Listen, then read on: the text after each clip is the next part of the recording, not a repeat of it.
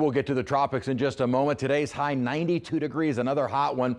Record 94, so we were 2 degrees off of that and still above our average high of 87. This is about where we're going to stay for the weekend. Highs in the 90s, humidity not terrible. We've had dew points upper 60s, lower 70s, so humidity right now is at 50%, but with the dew point at 70, it feels more like 97 outside and in the 90s across the area. Not as bad out at Lakefront at 87, and humidity again upper 60s, lower 70s, and that's where we're going to stay for the weekend with a cold front on the horizon. More activity developing across the Atlantic Basin. Boy, September is going out wild with now 3 named storms and 1 on the way. Hermine, as I said, was named, but that is the one off of the African coast. So we continue to watch TD9 with maybe a little bit better organization than what we saw earlier today. I say that because earlier the center of the storm was well exposed from where the main thunderstorm development has been.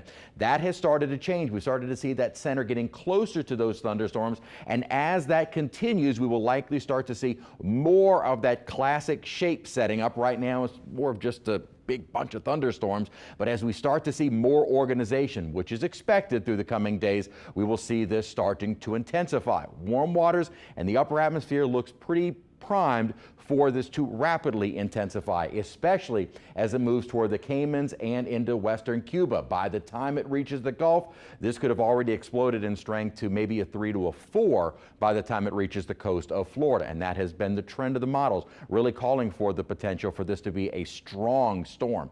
Track guidance, not really dramatically different than what we've been watching over the last couple of days when this was first classified as an invest. Remember the Euro having been the first one to really start pinning down western Cuba as an eventual starting off point into the Gulf, and that is where we have seen the models kind of line up. And there was a little bit of a westerly jog, but as the storm gets better organized and we start to see the structure taking shape, we'll kind of see the models trying to figure out exactly where it's going to go, but I do not think we're going to see a dramatic change from this forecast in the next 5 days. Here is why. We're starting to finally see the upper steering coming into shape. This is the upper troughing that's developing to the north that's going to start sending our cold front on through and begin that northward track, as well as the upper high that is to the north. It's this upper high that is pushing the storm along to the west. The upper high then starts to weaken a bit, and the storm will follow along the western periphery of the high. The upper troughing will also help to pull the storm northward.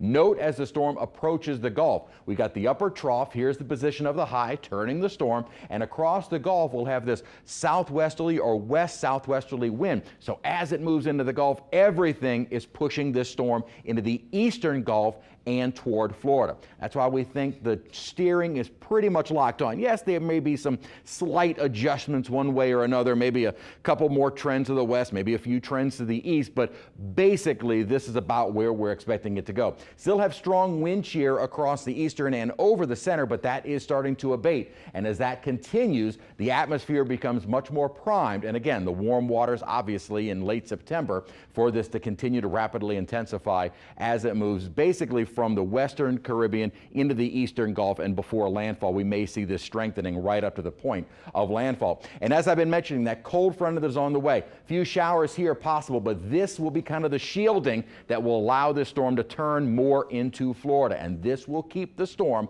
away from the north central Gulf of Mexico. So everything, and while we can't guarantee anything in the weather, this is a high confidence that this is going to be a Florida threat. Our 7-day forecast keeps us hot, mostly dry into Monday with maybe a few isolated showers early with the front. Still probably hot before the front moves on through. Then we start tapping into that cooler and less humid air, and the models have been trending cooler with high temperatures in some spots, maybe upper 70s to low 80s as we continue through a very beautiful last week of September.